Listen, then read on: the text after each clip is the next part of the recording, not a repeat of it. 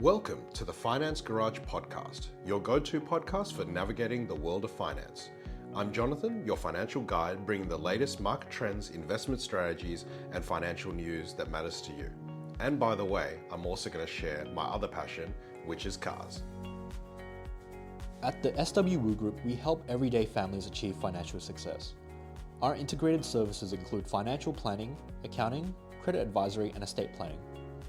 We're here to guide and support you every step of the way, from custom investment strategies to maximizing tax efficiency. We ensure your financial goals are met with peace of mind.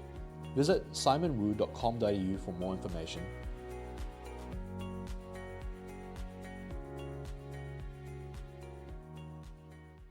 Hey everyone, welcome back to another episode of the Finance Garage. As always, Jonathan Wu here, Senior Financial Advisor and Principal at the SWU Group.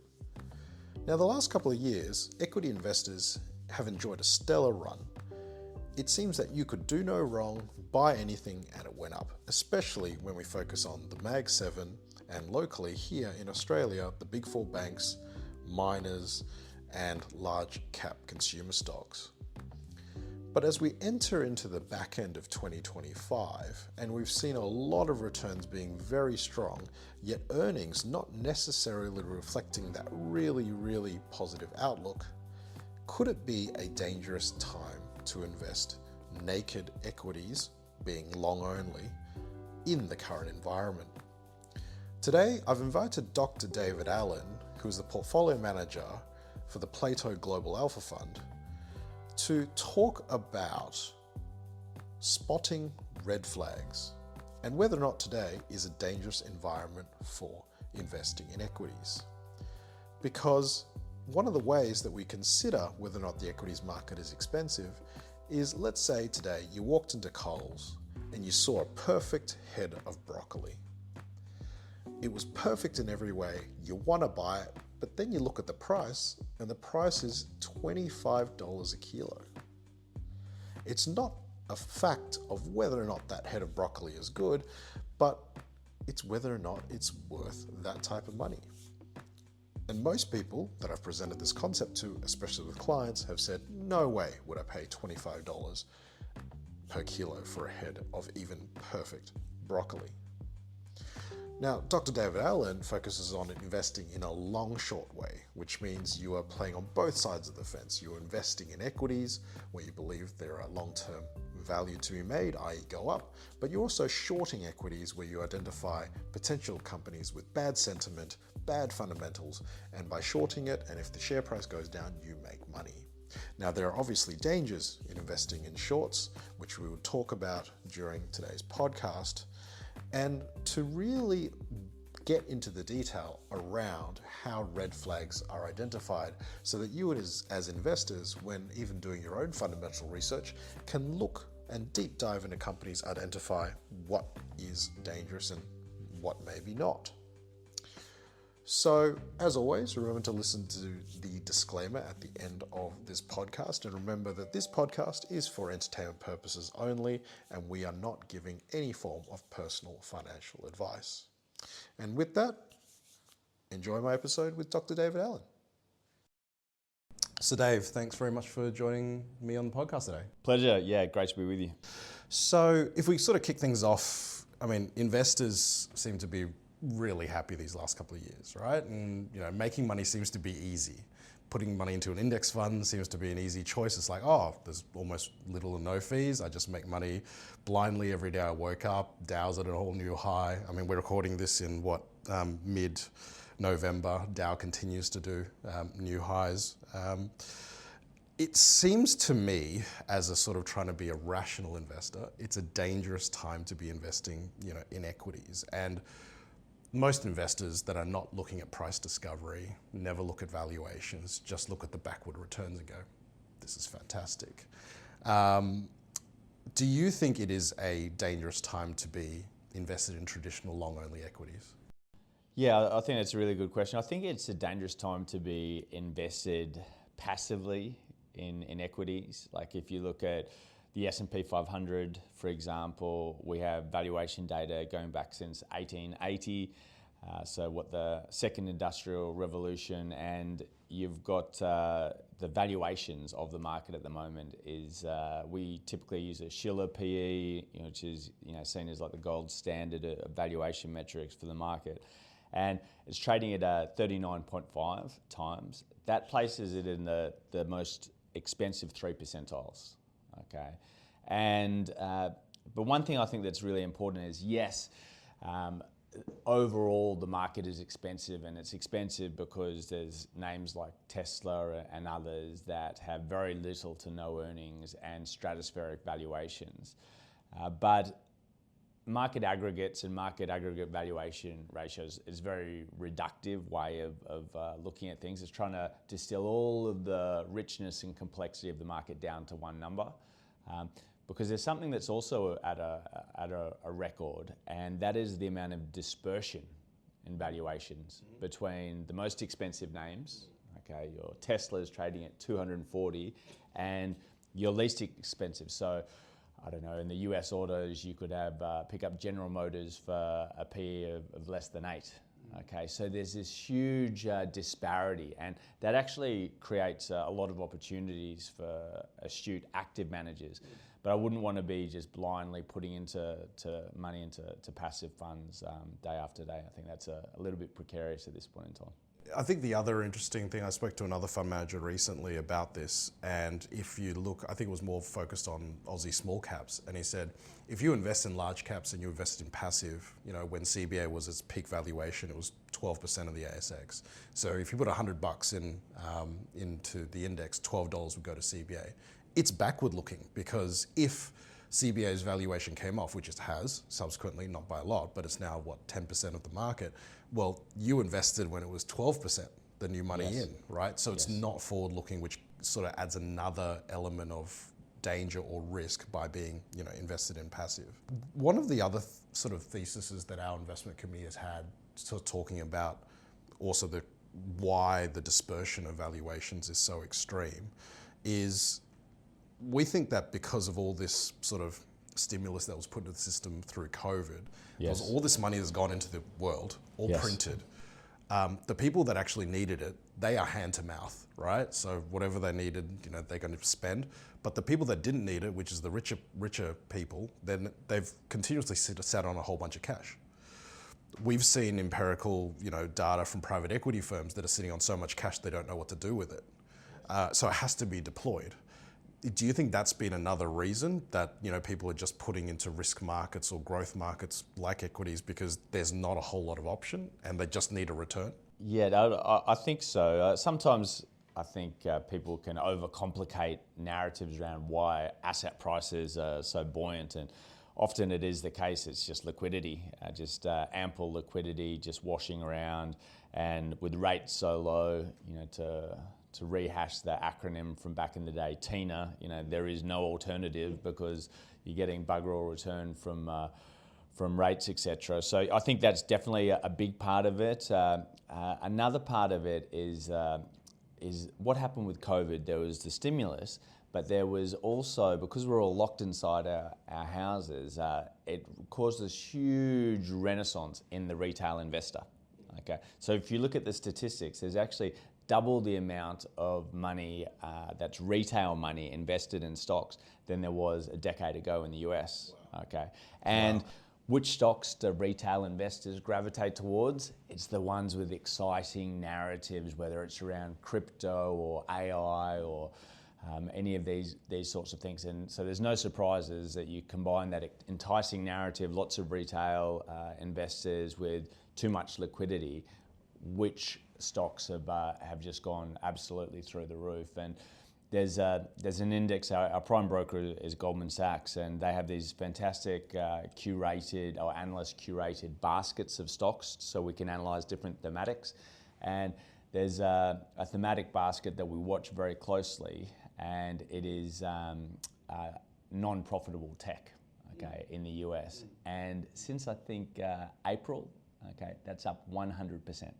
Okay, if you look at the 10 largest private AI-based companies, collectively, they're all loss-making and valued collectively at a cool $1 trillion US. Nice. So there's lots of euphoria around AI, just like there was with the internet back in the day. But I actually, you can look at it two ways. Yes, it's precarious to be in index funds, but it also creates opportunities, whether you're a value investor looking for these unloved companies in sort of old world industries that still serve a purpose, or if you're a long short investor, then these companies that have lots of red flags, have really stretched valuations, they're a prime opportunity. So these periods where this pressure is building up, it's actually sowing the seeds for the next leg of great performance.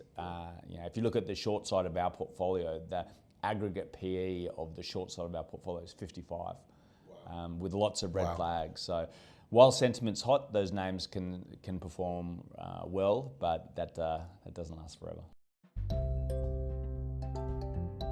Ready to take the first step in investing, or just looking to continue growing your wealth without being inundated with financial information? With SWU Online Invest, we offer a range of expertly managed portfolios designed to match your investment needs. Whether you're a seasoned investor or just getting started, know that we will work tirelessly to ensure your investments are strategically positioned to maximize your goals. Visit swuonlineinvest.com.au today.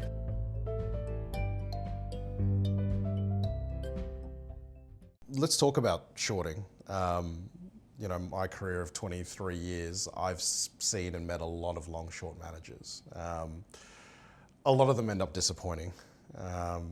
And it's always not really to do with the long book, it's to do with the short book. And it's a very, I think, I couldn't short day to day. I think it would drive me mad and I'd probably have a heart attack. But you've done it really well. How would you sum up your shorting philosophy in what you do at Plato? Sure. Well, one of the main things we look at is red flags.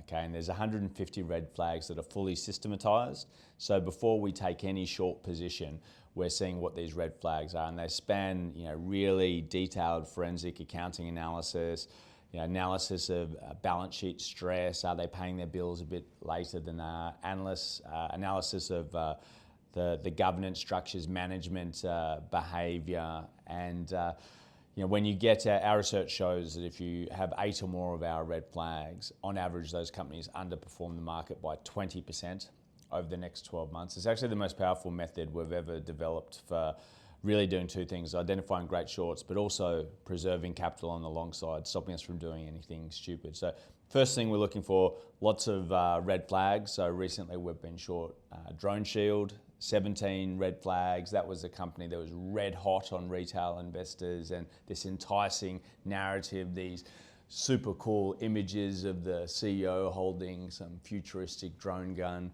And but yeah, we saw a very large number of red flags there. The second thing is valuation's important. So if a company's got a lot of red flags but it's screamingly cheap, then everyone can see that reason. It's cheap for good reason, nothing to see here. We want to see a stretched valuation as well.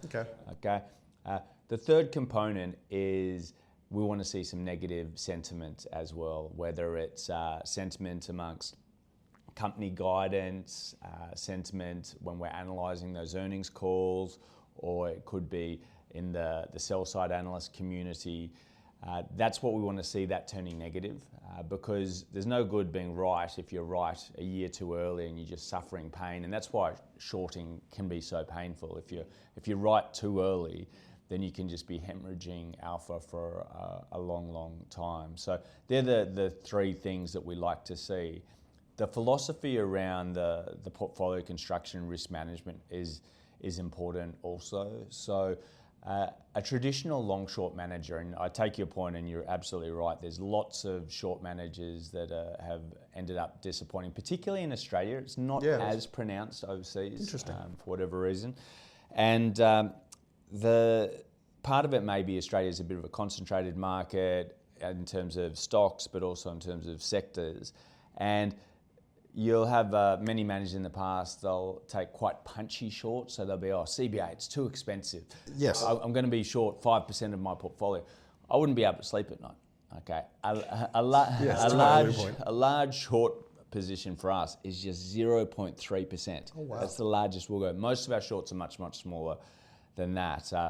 Commonwealth. So when a name does move against you, because obviously shorts, you can get squeezed, you can have bid speculation, you can, heaven forbid, it becomes the next GameStop. All of these things make shorts inherently more risky. So you've got to be so conservative with your sizing. And that way, when they do move against you, A, it doesn't mean that you'll get stopped out or have a margin call, but B, it doesn't even necessarily mean that we'll have a bad day because we're so diversified across hundreds of names. Yes. Final thing, just sort of to illustrate the process, Commonwealth Bank, they were extremely expensive, by most measures, most expensive bank in the world. Okay, and you could pick up JP Morgan at half the price earnings, and JP Morgan has 30% higher net interest margin. So there wasn't a lot of sense in it. So people would say, oh, well, you must be short Commonwealth Bank. But A, there's a low number of red flags there. Okay, and B, the sentiment was still very positive and very buoyant, and you just don't want to fight that. And that goes to, I guess, our overarching investment philosophy on longs and shorts, that the market, and this is quite unscientific, the market is roughly 50% logical, sensible, fundamental, but the other 50% is behavioural, psychological and emotional. And if you don't account for those two elements, you can easily come unstuck pretty quickly. You talk about your shorts, the maximum being 0.3 of 1%. I think the other nuance around shorts, which I'd sort of like you to sort of unpack a bit more in terms of the skill set, is when you long something, you sort of have an unlimited time frame. Okay, if the stock dips, and you could say, okay, like a retail investor, oh, it's fine. I may have bought CME at $190, but it's now 160 or whatever. It'll come back. But shorts, you have a finite time, right? And if you run out of time and you're sort of in the red, how do you manage the time constraints of shorting? Sure, we really don't pay too much attention to it because we would just assess it like, okay, 6 months has gone by, we haven't seen any material degradation in the stock price, but if the thesis remains the same, the red flags are high, sentiment's still negative, valuation's still stretched, we'll just continue to hold that position, virtually until something changes. Either sentiment will improve and we might cover the name, or the red flags might clean up their act. But generally, we can be pretty patient.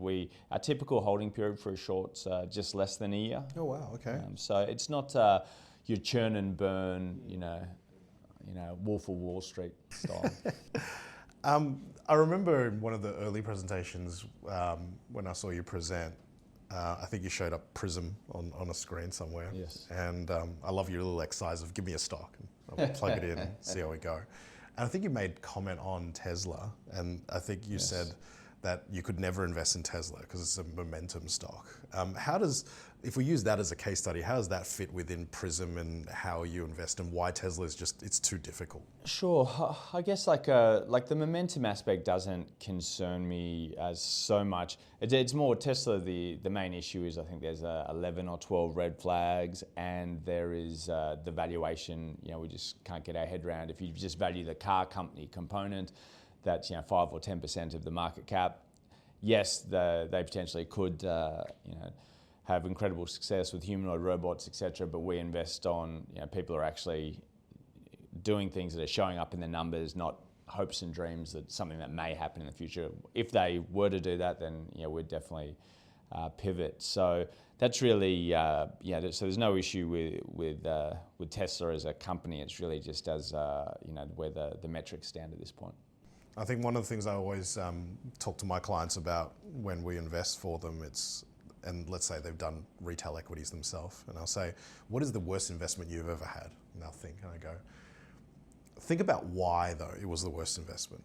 And I would say 9 out of 10 would tell me that the reason is because it was the wrong price, not it was a bad company. Yes. Right? CBA is a great company, right? Yes. I think it's managed incredibly well, but it's just not the right price. It's like saying these pink lady apples at Woolies are fantastic, but they're $15 a kilo. Yes. There's nothing wrong with the apple. Yeah. There's something wrong with the price of the apple. Yeah. Right? And that's sort of the key. Yeah, 100%. And it's the old adage. What often determines the return you get is the price you pay in the first place, and that's the only thing that you really can control. So, yeah, that's pretty important to us. Like, there will be names where the valuation's a bit more stretched that we will invest in, but they have to look absolutely pristine on every other category. How does macro fit, especially given the current environment? How does macro fit in terms of your mindset in investing both long and short books? I mean, yes. Is it material to you? Is macro material to you? Sure. So the macro, the geopolitical, the thematic, it's absolutely material to us. We probably spend about a third of our time looking at the portfolio through those lenses, but it's very much in terms of mitigating risks as opposed to trying to generate alpha from them. Okay, it is. The truth is, it's great dinner table conversation to think, okay, what's the situation in Ukraine? How's it going to resolve? Which direction is the gold price going to do? What a cryptocurrency is going to do? But those things, they're just so challenging to get right consistently. And there's virtually no managers in the world who have consistently managed to pivot all those different twists and turns. So our approach is simply to measure and mitigate. And the Prism software that you mentioned before that's proprietary to Plato is exactly how we do that. So we'll measure the alpha impact of an unexpected election result, for example, or a tariff shock. And we've got some quite novel and creative ways of doing that. So I guess for the election example, coming into November last year, the academic research will tell you that the single best predictor of election outcomes, it's not the pundits on TV like me, it's not the polls, it's the betting markets. Okay. Yep. And sadly, so yes, that's very sad. Yeah, sad indictment. So the good thing about that is that arms us with a daily probability or implied odds of different outcomes. It's not perfect, but it's the best that's available, and then we'll correlate that daily change in probability with the daily stock price move of the largest 10,000 companies in the world, which is our investment universe. And you can see which companies are wedded to different outcomes, and so an election result, very hard to call in many cases. So we'll just ensure that our portfolio is built in such a way that whatever happens, it's not going to make too much difference. It's not going to move the needle too much in terms of the alpha we generate, because and that really frees up our time to do what we're best at, identifying brilliant companies to be long, really challenged companies to be short. And don't take up any bandwidth worrying about what Mr. Putin's going to do next. Well, you've heard it here first. The first fund manager I've met that uses sports bet as an overlay for to work out what's going to happen on the macro front. Let's move from macro to sort of micro. We've sort of alluded to it already about red flags. How did this come about for you? Because it sort of started with your previous employer. Yeah. No, great question. So 13 odd years ago now, I was at JP Morgan for 15 years in London, where I was head of research, and we were running a variety of different funds, and we'd been invested in this Spanish technology company, and it had been a cracking investment for us. I think it had doubled and doubled again. Spanish Prime Minister was lauding this company, saying this is going to be Europe's best tech company ever. You should have known when a politician says that, we should have run for the hills straight away. Yes. That would have been the right thing to do. So sure enough, we're in the office one day and we see across all our screens a sea of red. It's a huge accounting fraud. The stock price plummets to zero. CEO's indicted for fraud. Prosecutor tries to put him in prison for 18 years. And we said, right, that's obviously a painful experience. You never want to go through that, and certainly not through again. But it's okay to make mistakes, but you've got to learn from those mistakes. So we did a very forensic deep dive into what have we missed? If we've been looking at somewhere else, something a bit harder, what could we have seen? In this particular instance, there are a couple of things. Firstly, the auditor was a bit obscure. No one else was using this particular auditor. And the second thing was they were paying the auditor a vanishingly small amount, okay, which doesn't speak to a very thorough audit. Incidentally, it is a red flag if you're paying too much to your auditor. It's another story. So we because we're very evidence-based in how we look to invest, it sounds a bit pretentious. All that really means is before we put any investment idea into practice with people's money, we'll always test it to see, does this actually work, or has it at least worked in practice? And sure enough, when we've got 20 years of data across 23 countries and identified every single historical example of a company using a very obscure auditor, those companies do go on to get into trouble more often. Okay, and I think behaviourally the dynamic that's at work is that if you are, as a manager, pushing the boundaries of accounting, you'll intentionally gravitate towards a lighter touch auditor. Okay, as simple as that is, that pops up again and again. So think of Adani Group, that very complex company, multi-industry, multi-region, and they were being audited by this tiny junior organisation, and just no way in the world they had the ability to come to grips with a company of that complexity. Closer to home, we were short mineral resources for some time. They were being audited by RSM Group. Okay, nothing wrong with RSM Group at all. They do some very fine work, but it is noteworthy that they don't audit another company in the ASX 200.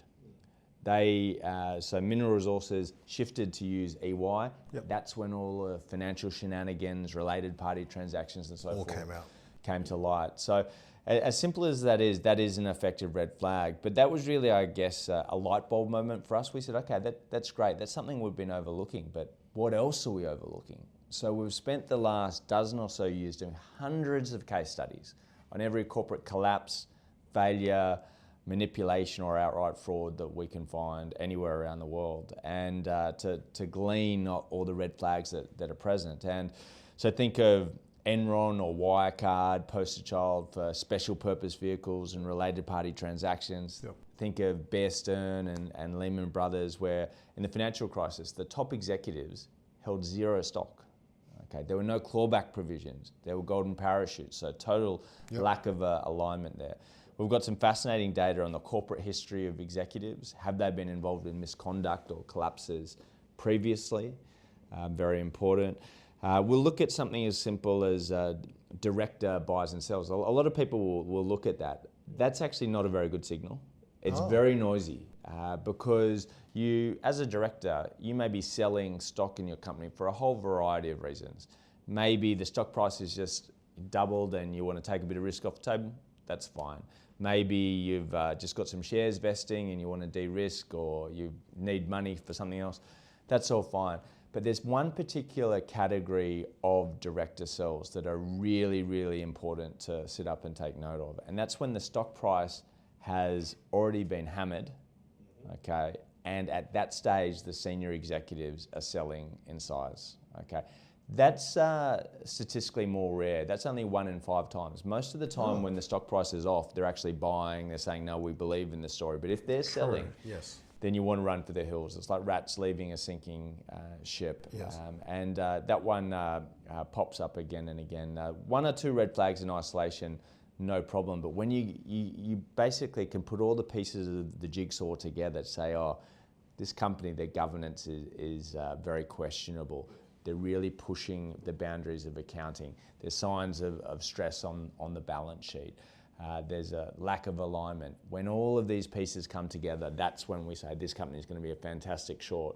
And then it's using sentiment to work out, okay, now is the time. Now or when. So you do actually build up a hit list of shorts, and you know everything could line up, but sentiment is the one thing that's missing. Yeah, so a great example of that would have been Drone Shield. So Drone Shield, where we didn't start to short it, even though they had so many red flags, until it started to roll over. And I think the founder was just offloading stock recently, so very, very topical. Another Australian name that some of your listeners may know a couple of years ago, which is a very good example, was BrainChip. Okay, they had 22 red flags.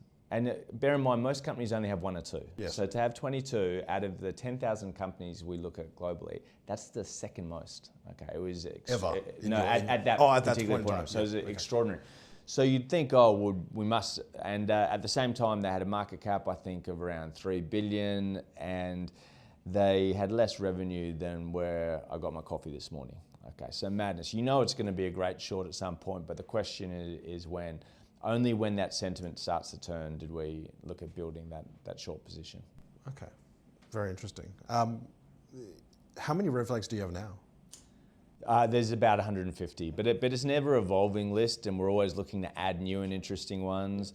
So a few that we've added recently is not many fundamental managers will look at options data, but if we suddenly see someone's buying a whole bunch of insurance, so puts on the sell side and not much on the call side, likely someone knows something that we don't, it's as simple as that.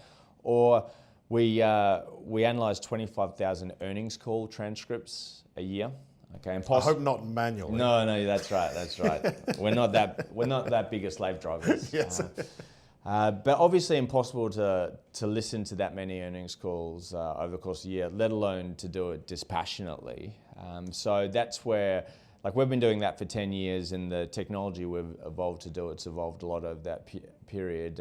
We use large language models today to look at the sentiment, how that sentiment is changing over time, what does it look like relative to their peers.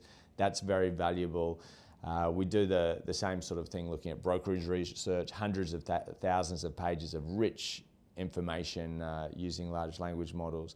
But one of the new red flags that we've built is we always had the gut feel that a great red flag is when you ask someone a question and they don't answer the question. They give the old political swivel of turning to their talking points.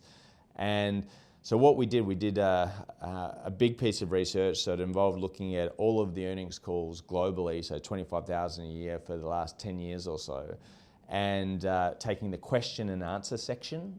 That's where it's less scripted. It's a lot more powerful. And we evaluate each question and answer exchange. Did they answer the question, or did they dodge the question? Okay, and that's you can think of it very similar to using a chat GPT or a Grok to give you that evaluation 1 to 5. Sure enough, the companies where the executives are persistently the most evasive, just not answering the questions they've been asked about outlook and how things are going, they're the ones that over the next 3 to 6 months materially underperform. Okay, so it's great using evolving the process, new technologies to capture things that as humans we know will probably work well. So you use a lot of technology with regards to your process. Do you guys, like yourselves, do a lot of direct company engagement? In Australia, we do a little bit, but not a lot globally. But because the portfolios are very diversified. But in Australia, we'll vote on most issues, and we'll meet with company management on issues if there's something quite important that they need to explain themselves, like there often is in Australia.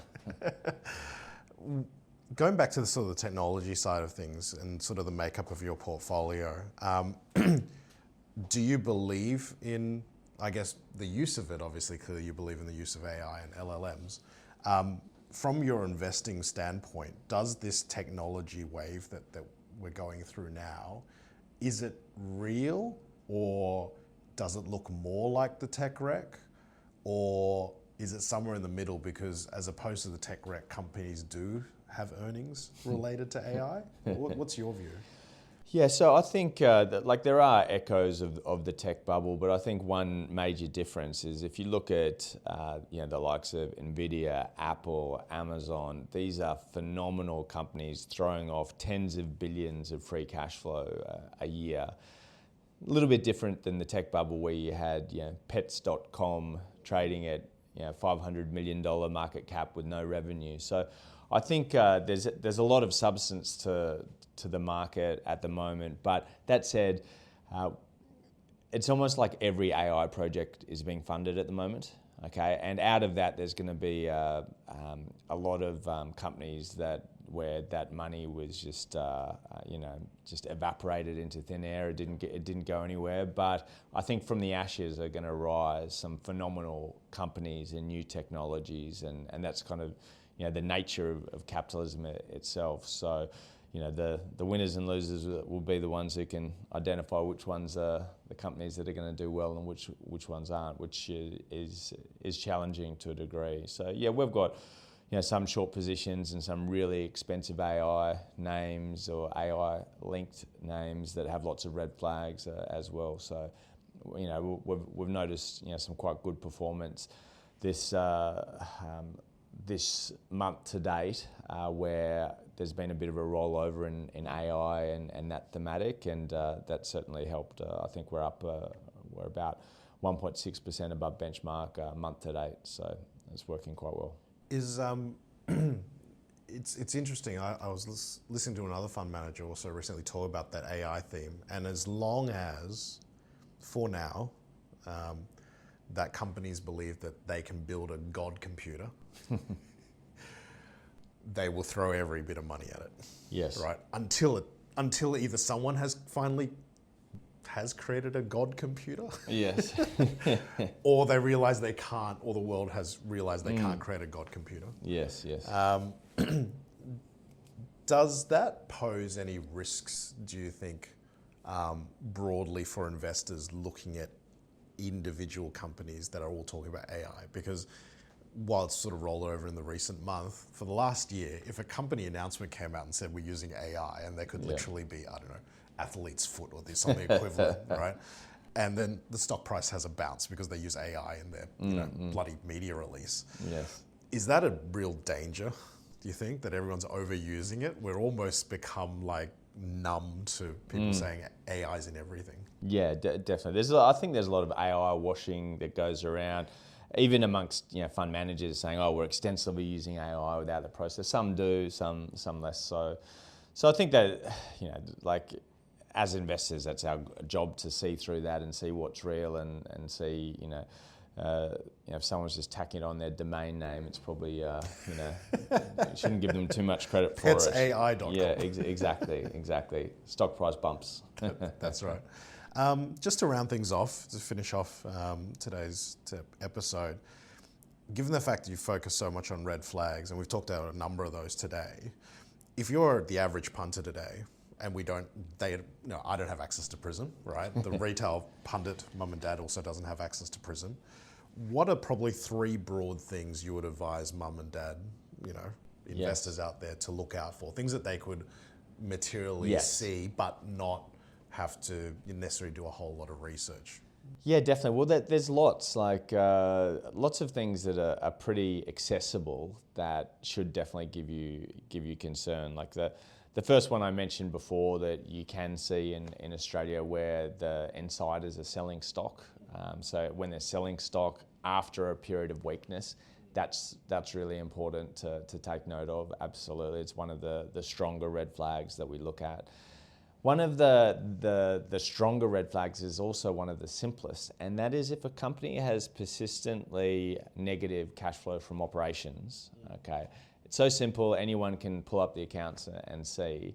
Then when we do our research, which is using 10,000 companies going back 25 years, they are on average horrible investments. Yep. 1 in 100,000 will turn into the next Google. But the vast majority will lose you a lot of money. And the only sort of category that's worse than negative cash flow from operations companies is companies that have no revenue at all, okay, pre-revenue, right? Yes, and which there's plenty of them out there with some decent valuations, and so that's something that, and they're often the stocks that they sort of avoid, because people can't put a valuation ratio on them because they don't earn anything. So there's no ratio. Exactly. There's no denominator. So there's, in theory, their value could be anything. It could be infinite. So second that they generate a little bit of revenue, then things can come back down to earth. They don't want to generate revenue in some cases. Yes. So I think, they're definitely companies that often have enticing narratives around this great new technological breakthrough, but, most of the time it doesn't work out, unfortunately. But it plays to the human lust for sort of the lottery effect, gambling. Yes, this could be a 100-bagger and that sort of thing, but on average, no good. Yes. Third red flag that I spoke about directors selling stock. if you're looking at the board and the directors, and there's looking at the experience that those individuals have and seeing that it's aligned with the actual industry that they're in, you'd be shocked to see how many companies where the CEO and most of the board have no experience in that particular industry. That was actually quite evident during the financial crisis, for example, where we saw a lot of the banks had boards stacked with people from Walmart and other industries, but not real banking experience. There's no substitute for that really specific, hard-earned experience, gone through multiple cycles, seen on interest rate shocks, inflation, and so forth. So, who's on the board? Have they got extensive experience in that specific industry? I think that's pretty important. Fantastic. Well, Dave, we've covered a lot, from looking at red flags, looking at AI, the hype, whether or not it's real, and hopefully we don't see too many more mums and dads continually going to Randwick every day, betting on the sure win of $1.01. But thank you very much for your time. Yeah, really appreciate it. Thanks for having us on. Thank you. Thanks.